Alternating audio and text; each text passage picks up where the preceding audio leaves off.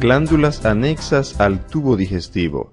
Estas son llamadas también glándulas extramurales del sistema digestivo, y estas son las glándulas salivales mayores, el páncreas, el hígado y la vesícula biliar. Las secreciones de estas glándulas ayudan en el proceso de digestión y son vertidas hacia el tubo digestivo por medio de conductos. Glándulas salivales mayores. Estas son la parótida, la submaxilar y la sublingual. Cada una de estas son glándulas pares, por lo que tenemos una a cada lado de la cara. Estas producen el 95% del total de la saliva. El otro 5% es producido por las glándulas salivales menores que se encuentran en la mucosa y submucosa de la cavidad oral y en el centro de la lengua. La saliva tiene numerosas funciones, entre ellas está limpiar y lubricar la cavidad oral. Tiene función inmunológica ya que contiene IgA, que es una inmunoglobulina, lactoferrina, que se une al hierro, el cual es esencial para el metabolismo de las bacterias, y lisozima, que es una sustancia antibacteriana ya que degrada la cápsula de las bacterias. La saliva también participa en la percepción de los sabores, porque en ella se disuelve el material alimenticio. Esta también inicia la digestión, porque posee ptialina, que es la amilasa salival, y la lipasa salival. También ayuda en la deglución porque humedece los alimentos y permite la formación del bolo. Participa también en el proceso de coagulación y en la cicatrización de las heridas, porque en la saliva hay factores de coagulación y el factor epidérmico de crecimiento.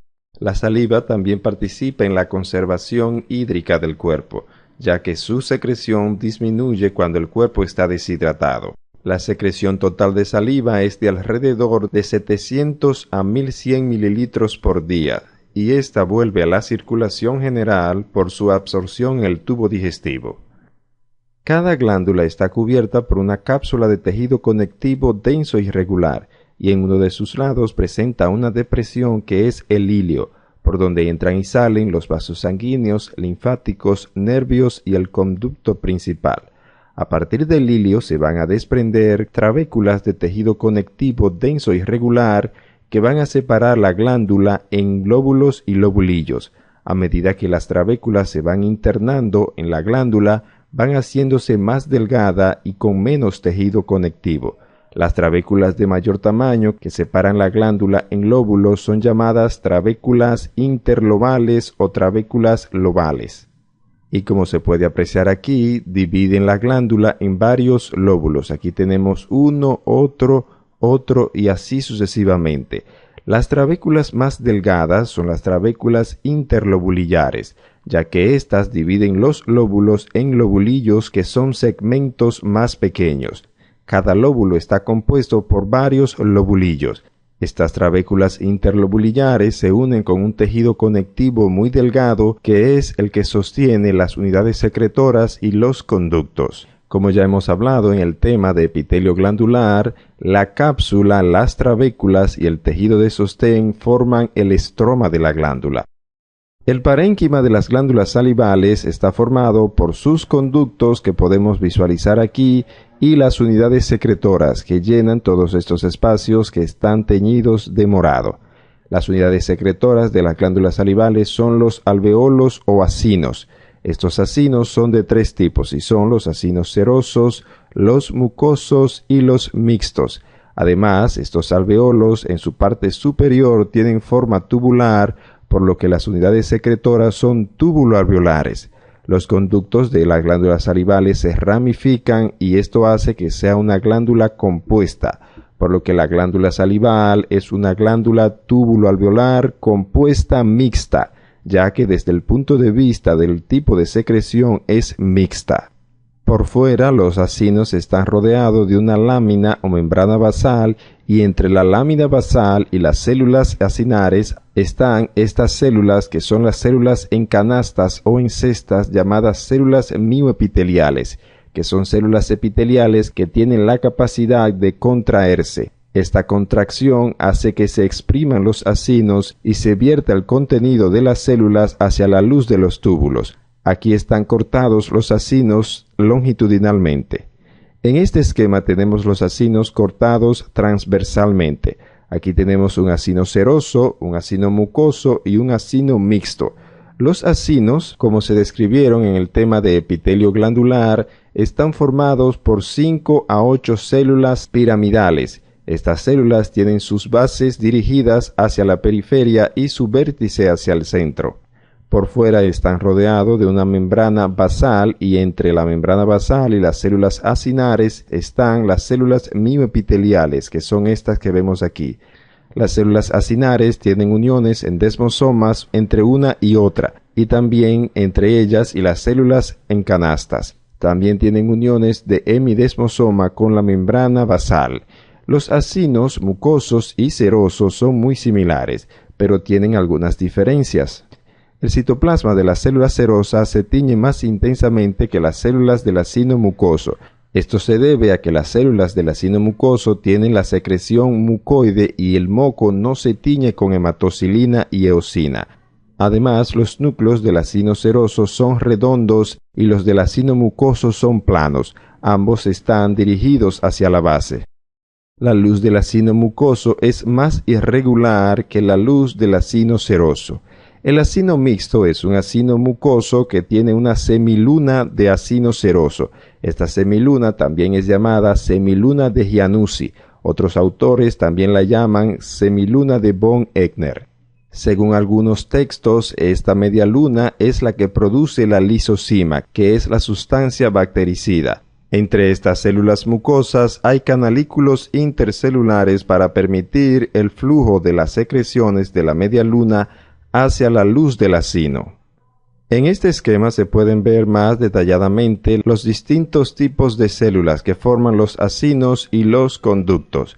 Las células serosas son células que tienen un núcleo redondo, como se puede visualizar aquí, grande y con un nucleolo prominente. Además, tienen un retículo endoplásmico rugoso y aparato de Golgi bien abundante, y muchas mitocondrias.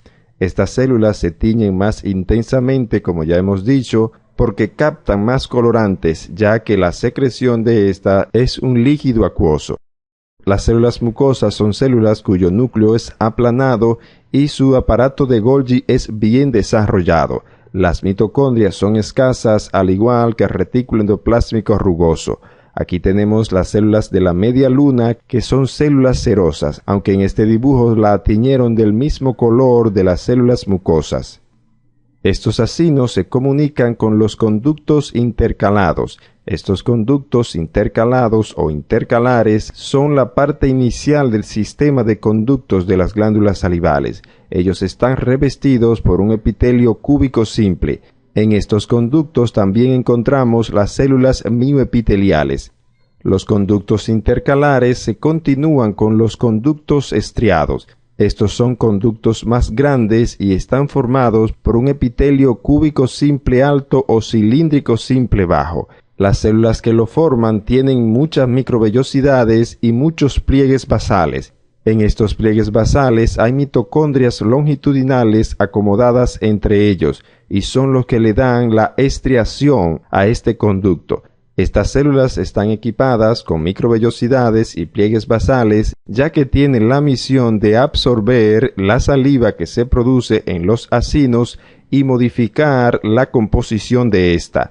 Estas células absorben de la luz del tubo iones de sodio y cloruro y vierten hacia la luz de este iones de potasio y bicarbonato.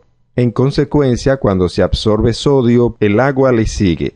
Esto da como resultado que hayan dos tipos de saliva. La llamada saliva primaria, que es la que se produce en los acinos, que tiene una composición iónica similar a la del plasma, y la saliva secundaria, que es la saliva que los conductos estriados han modificado.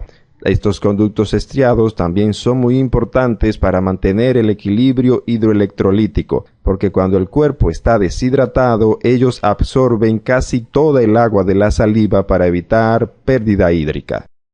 Los conductos estriados, que son estos bien llamativos que podemos ver aquí, confluyen para formar los conductos intralobulillares. Estos son conductos de luces más amplias y con más tejido conectivo rodeándolo, que están dentro de los lobulillos. Estos conductos intralobulillares se unen para formar parte de los conductos interlobulillares. Estos son los conductos que corren en las trabéculas interlobulillares. Estos conductos interlobulillares se unen varios de estos y forman los conductos interlobales, que son conductos que van en las trabéculas interlobales. Todos los conductos interlobales se unen para formar el conducto principal de la glándula, que no podemos visualizarlo aquí. En la trabécula corren los conductos, además de los vasos sanguíneos, los nervios y los linfáticos. Es decir, que a medida que las trabéculas se ramifican y dividen la glándula en lóbulos y lobulillos, también lo hacen los conductos, los vasos sanguíneos, los vasos linfáticos y los nervios. El sistema de conductos de las glándulas salivales, como dijimos, se inicia en los conductos intercalares, que son los que se unen con los acinos, luego siguen los conductos estriados, estos a su vez se unen con los conductos intralobulillares, es decir, lo que están dentro del lobulillo. Los conductos intralobulillares se unen para formar los conductos interlobulillares, que son esto que vemos aquí. Varios conductos interlobulillares se unen para formar los conductos interlobales, y todos los conductos interlobales forman el conducto principal de la glándula. Además de todos estos componentes, en las glándulas salivales es común encontrar células de grasa. Este tejido adiposo va a aumentar a medida que aumenta la edad del individuo. Las glándulas salivales además tienen un abundante reguío sanguíneo. Ellas reciben en promedio unas 20 veces más sangre que el tubo digestivo cuando éste está en estado de reposo. Esto es debido a que se necesita mucho riego sanguíneo para la producción de saliva. Aquí podemos ver acinos serosos. Estos son acinos que se tiñen intensamente y por eso los distinguimos aunque no veamos la estructura específica con detalles de ello. Aquí podemos ver acinos mucosos porque son acinos claros, ya que el moco no se tiñe con la hematocilina y eosina. En esta parte también podemos visualizar acinos mixtos porque vemos aquí semilunas que son cerosas.